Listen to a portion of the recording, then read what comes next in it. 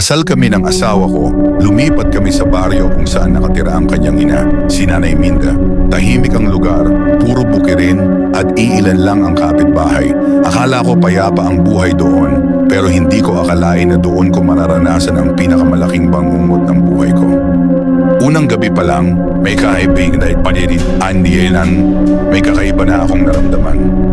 Habang nakahiga ako, may narinig akong kaluskos sa bubong.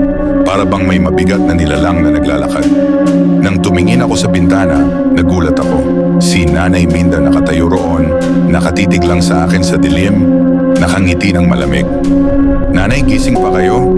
Tanong ko, nanginginig ang boses ko. Hindi siya sumagot, ngumiti lang, saka dahan-dahang lumakad palayo. Habang lumalaki ang tiyan ko, napansin kong mas matalim ang tingin niya sa akin. Lagi niyang tinititigan ang tiyan ko, parang may inaabangan. Naalala ko ang sabi-sabi sa baryo na ang aswang mahilig sa laman ng sanggol sa sinapupunan. Isang gabi, nagising ako sa bigat sa dibdib ko. Hirap akong huminga. Nang idilat ko ang mata ko, nakita ko ang isang anino na nakapatong sa akin. At doon ko nakita si Nanay Minda. Mahaba ang kanyang dila, kumikislot at dahan-dahang papalapit sa tiyan ko. "Nanay!" Sigaw ko, sabay bangon. Agad nagising ang asawa ko. Nang sindihan niya ang ilaw, wala nang nakapatong sa akin.